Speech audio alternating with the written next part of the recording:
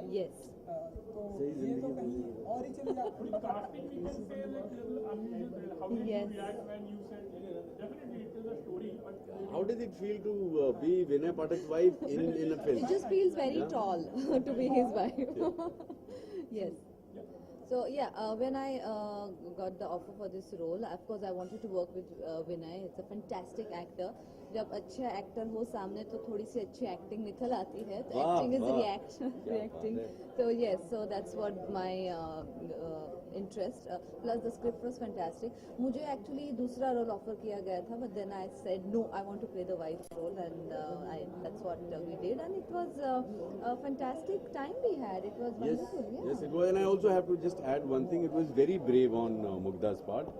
Because the other role is something that is very expected of Mugdha to do. लेकिन इन्होंने अपने grain के, अपने इमेज के खिलाफ जाके ये रोल किया. बहुत ही चैलेंजिंग रोल है, and she is done an amazing job. आप लोगों ने ट्रेलर में देखा ही, but she is done really a fantastic job. Mugdha ji, हम देखते हैं कि मतलब ये किसी और के पास भी जाते हैं. वाइफ आप हैं, ये किसी और के ना पास आप मुझे स्टोरी पूछ रहे हैं तो आप हाँ स्टोरी नहीं, जो हमने ट्रेलर स्टोरी नहीं मिलेगी आज.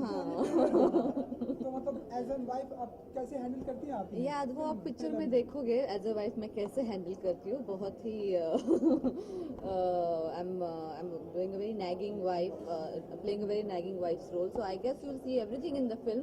But yes, it is fun and it is lot of, it's a common man story, it's a common writer story, and it is a satire. It's fun, it's really funny, and it's I'm sure you'll expect a lot when Vinay is in the film. Yeah. विनय जी, ये अच्छी बात तो नहीं है ना कि इतनी beautiful wife है आपके पास, उसके अलावा आपको परेशानी है मेरी बीवी खूबसूरत है तो आप क्या रहे हैं? सवाल क्या है आपका भाई? मतलब इतनी ब्यूटीफुल वाइफ है आपके पास, उसके अलावा आप कहीं और जाते हैं. यही है ना जो मुग्धा जी ने अभी कहा आपको एक सवाल पहले, कि आप प्लॉट जानने पे ऐसे तुले हुए हैं जैसे लग रहा है कि आप दूसरे दुश्मन के खेमे से आए हैं और हमारा सीक्रेट लेके जाके परमाणु हथियार बना देंगे.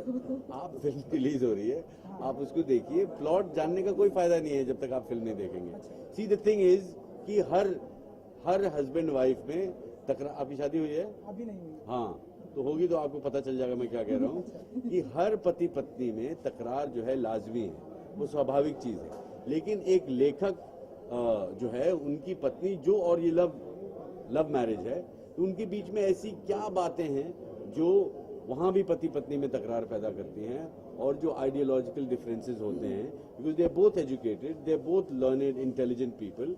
What happens in the life of an intellectual writer who has an intellectual, intelligent, gorgeous, beautiful wife, as you said, and it was not wrong, it's right also. So for that you have to go and see the film. ना यार, सब मैं ही बता दूंगा, अपने ticket के दाम बचा लोगे. this is something related to about a writer.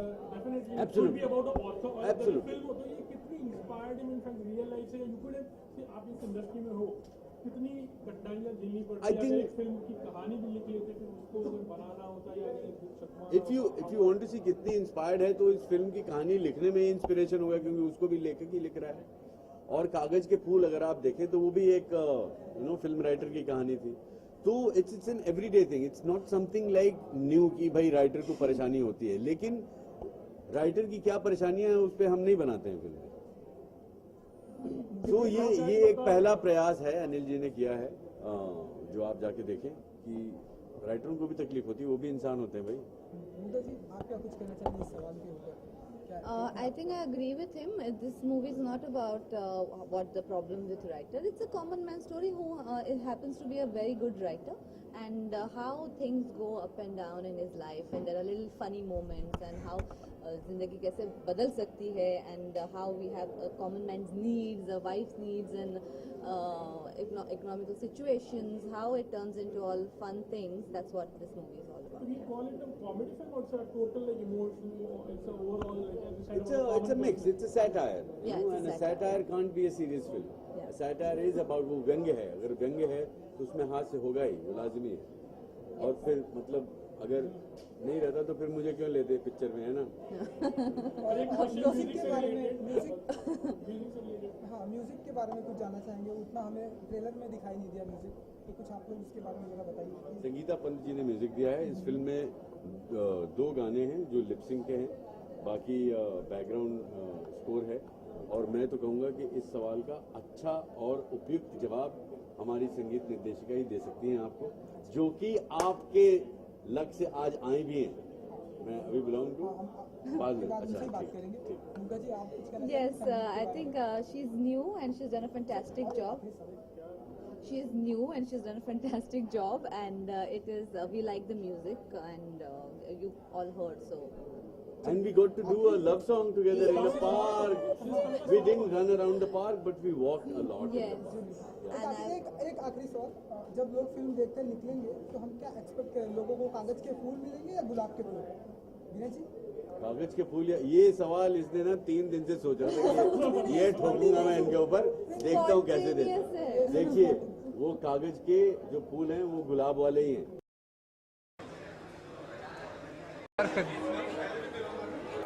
बराबर रखें सर, ठीक है, रोलिंग। सर सबसे पहले आपका नाम? अनिल कुमार चौधरी। अनिल जी, आज फिल्म की बात करें कागज के फूल, किस तरह की मूवी है ये, और उसके कास्टिंग के बारे में बात करें, म्यूजिक के बारे में क्या करें? कागज़ के फूल जो है बेसिकली एक बहुत ही ह्यूमरस काइंड फिल्म है, जिसमें बेसिकली हस्बैंड वाइफ की कहानी है। और मैं डार्कर उसमें नहीं गया हूँ, मैंने इसको एक ह्यूमर तरीके से प्रेजेंट किया है कि जब हम हस्बैंड वाइफ हैं और दूसरे की ज़िंदगी में झांकना शुरू करते हैं ना, प्रॉब्लम वहाँ से शुरू होती है बेसिकली। और उसको ह्यूमर तरीके से हम लोगों ने पेश करने की कोशिश की। और कास्टिंग की बात है, जहाँ तक विनय जो है, मतलब जब मैंने ये स्क्रिप्ट लिख के कंप्लीट की थी तो मुझे लगा कि विनय इसकी परफेक्ट कास्टिंग है। और जब मैं मुग्धा को, मैंने एक्चुअली कोई दूसरा रोल सुनाने के लिए गया था मैं उसके पास, लेकिन मुग्धा ने कहा कि सर मैं ये रोल करना चाहती हूँ। तो मैंने कहा कि तुम कर पाओगी? उसने कहा कि एक बार आप ट्राई करिए। उसने वर्कशॉप किया 15 दिन, and she is very good in the film. उन्होंने बहुत अच्छा काम किया है, and I am very happy. Saurabh season actor, Rama Sen has already proved very good actress. बाकी सब थिएटर के लोग हैं जिन्होंने अपना चरित्र बहुत अच्छे से निभाया इस फिल्म के अंदर।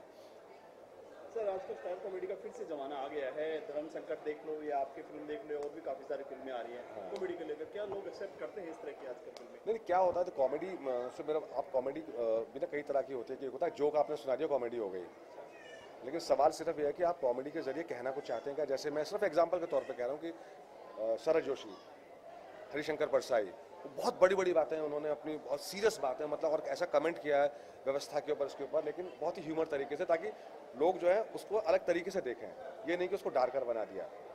तो अभी क्या हो गया कि आपको हर चीज़ को कहने के लिए बहुत सीरियस होने की ज़रूरत नहीं है। आप उसका एक अलग जॉनर है जिसको आप ह्यूमर तरीके से भी कह सकते हैं, और उतना ही इफेक्ट करती है, बल्कि मेरे ख्याल से ज़्यादा इफेक्टिव होती है। टाइटल की बात करें इसमें, कागज के फूल, फूल्स की, फूल्स मूर्ख, जो पैसे के पीछे भागता है, सिर्फ पैसे के पीछे भागता है, मूर्ख है। वो अपनी ज़िंदगी में सब कुछ खो देता है, शांति खो देता है। और पैसे के पीछे भागना, मैं शब्द यूज़ कर रहा हूँ, पैसे के पीछे भागना, पैसा कमाने बुरी बात नहीं है, पैसा आना बुरी बात नहीं है, लेकिन पैसे के पीछे भागना जब होता है तो आदमी अपना बहुत सारी चीज़ें खोता चला जाता है लाइफ के अंदर। जो है वो अपने संबंधों में ये नहीं देखता कि सही क्या है, गलत क्या है।